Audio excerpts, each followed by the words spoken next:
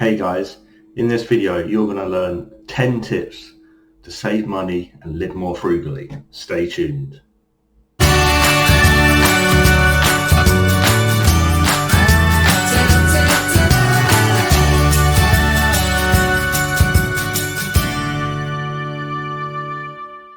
So what is frugality? Frugality is the quality of being frugal, sparing, thrifty, prudent, or economical in the consumption of consumable resources such as food, time, or money. Avoiding waste or extravagance.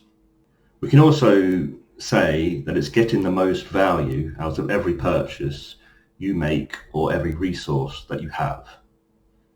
That is how frugality is defined. So now we will move on to the 10 tips that I have in this video. So, frugal tip number 1. Switch car insurance, broadband providers or phone companies. Getting the best deal that you can for your money is what you need to be looking at. Looking at comparison websites, whether you can reduce your car insurance, maybe get a better deal on your broadband, or maybe on your phone or your contract on your phone. Maybe even looking at pay-as-you-go. That could be cheaper for you if you're only topping up at certain times and only using what you're actually paying for. You don't want to get into a contract where you're paying £30 a month and only really using what could be done on a £10 a month pay-as-you-go. So just looking at those sort of options and just assessing, am I paying as low as I possibly can? Do I have any outstanding subscriptions that I have let go and just haven't unsubscribed from? That's also another thing to look at. So frugal tip number 2 is eat in more and limit the times that you use for takeaways in restaurants. Now, eating in is going to save you a lot of money because when you're eating in, you're buying from the shops. You're not having an excess fee of either delivery or for someone preparing that food where you would in a restaurant or a takeaway. And it's really going to hit your monthly cost and your monthly expenditure is really going to go up by using restaurants and takeaways too much. And eating in is going to save you so much more money. I mean, obviously there is treat days or there is treat times, and obviously things like birthdays and that could be those sort of opportunities or special occasions, but I would say try and limit the amount of time that you're using takeaways and restaurants and try and eat in a lot more. Frugal tip number 3 is buy value items or unbranded items more regularly. Now, especially with things like food, clothing, these branded items are going to have a big premium to them, whereas the value, or what is also called like unbranded in the supermarkets or whether on the shelves of shops, they're going to be a lot cheaper. Now the branded stuff, obviously it's branded, so it's going to have more of a cost to it, although the quality sometimes can actually be exactly the same. Something very simple like, I don't know, custard creams maybe. Custard creams usually is actually made a lot of the time in the same factory, but what they'll do is they'll package 2 separate ones up. They'll package a value one up and then they'll package a branded one up at the same time, and the branded one can be sometimes even double the price of the unbranded one. So again, this is really going to cut down the cost, save you money. Frugal tip number 4 is keep a small wardrobe and donate your unwanted clothes. Now, keeping a small wardrobe is very key because what you want to try and do is not have so many clothes where you're buying and buying and buying and getting a big wardrobe together. I mean, I personally only have about 7 to 8 shirts, so one every day, and then I wash all my clothes once a week, obviously, and I think I only have about 3 to 4 pairs of trousers, and then I usually wear the trousers for about 2 to 3 days each, and that just gives it a bit more time, so you don't have to do first of all, you don't have to do so much washing, but also you don't have to buy so many things. And then just managing what you're doing, managing what you're buying, and just keeping those costs down. Again, and frugal tip number 5 is keep entertainment activities free or inexpensive. So go on walks rather than the cinema. I think this is a great idea, because if you can keep your entertainment side either free or very low cost, again, you're just going to save so much money. Go to something like the cinema, going maybe bowling, anything, maybe even eating out, obviously is another one.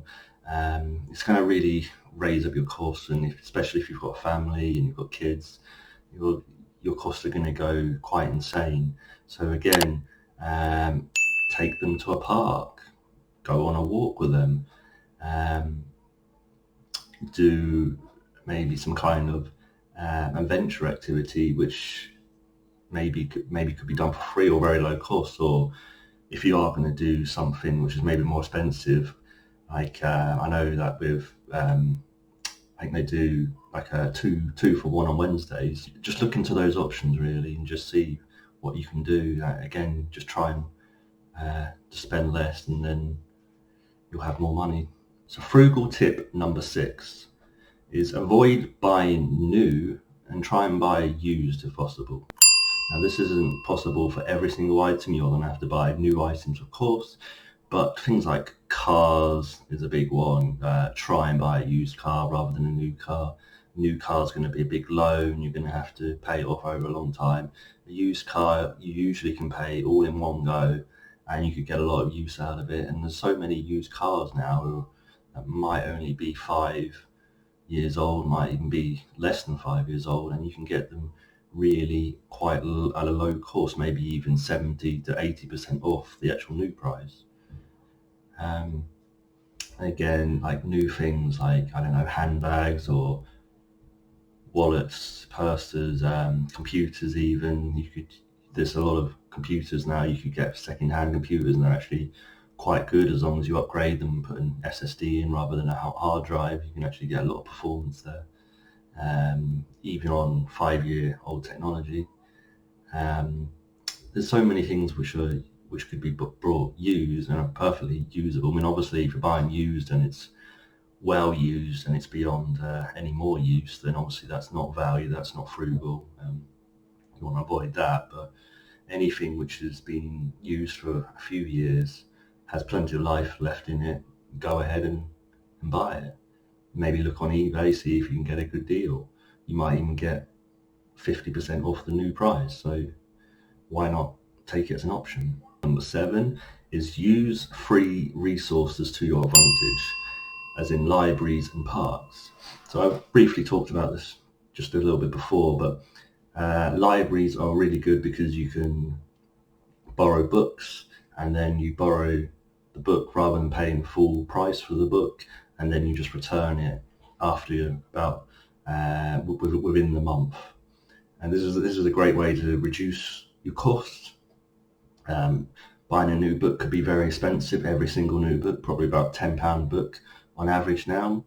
So you obviously want to reduce that spending, save that money, just borrow the book, and then buy new, where if you know you're going to read the book and need it as a resource, then obviously do buy that as new.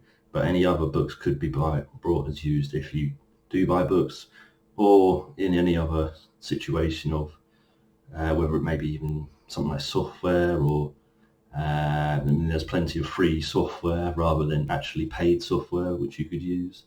And there's a lot of resources which are like free recycle, where you can recycle for free, or like e-cycle, I think it might be called. There's even people on things like Gumtree and what have you selling things for free.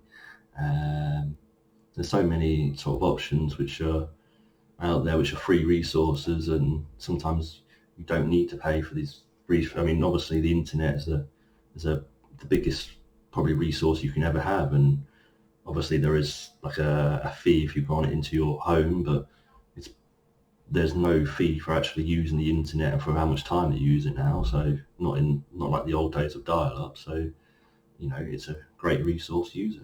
Frugal tip number 8 is walk or cycle instead of using the car so often. Now again, if you need to go 10, 15, 20 miles, you're going to need to use your car. But anything really under 10 miles, you could look at walking or preferably cycling. I just think, again, carbon emissions you're going to lower. It's going to save you money. You're not going to have to deal with parking. That's not going to be an issue. I mean, there's so many advantages here to actually walking or cycling rather than using a car. Not only financial, but for the planet. So again, just do it. Frugal tip number 9 is use coupons and look for offers with your purchases. So what do I mean by this? I mean any coupons which are like 10% off, 15% off. There might even be offers within the store which are only for that day. So again, you could maybe take advantage of them. And then maybe even online, there's things like Honey. There's basically like a price matching software within Amazon, for Amazon, sorry. And then it basically can just reduce that price a little bit. There's things like Hot Deals UK, which is great because they can give you a special like deals which are on that day, so you can use those deals websites as well. And anything where you can just get 10-20% off is obviously just going to reduce your spending, and you get the same thing for a little bit cheaper. So, and then the last frugal tip of this video, number 10, is avoid impulse buying. So what do I mean by this? What I'm trying to say is, try, when you're certainly online shopping, add it to your cart, maybe leave it for a day, and then assess whether you want to still go ahead with the purchase the next day. Potentially this could also be done offline. If you go to a shop, look at that item, think, I want to buy that item. Do I need that item, or do I want to buy it? If it's a want, can I come back tomorrow? Obviously, if it's the need and you need it today, obviously purchase it. You need it, so a need needs to be purchased. If it's a want, I would, again, like I say, come back the next day, maybe have a think over it, and see whether you do want to go ahead with that purchase.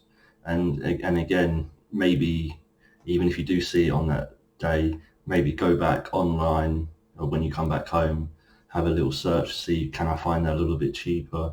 Would I be able to get that online a little bit cheaper? Now, obviously, I'm not saying totally neglect your obviously local shops, because obviously they do need support, but at the same time you still need to be looking after yourself and reducing your money as well. And if you can get it cheaper somewhere else, then there's no reason to not to. So again, it's all your choice of what you want to do. Again, it's your money, so you need to make those choices. So I hope you enjoyed that video, guys, and I will see you in the next one.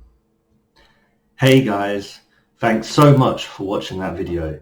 Please like, comment and subscribe. Check out this video.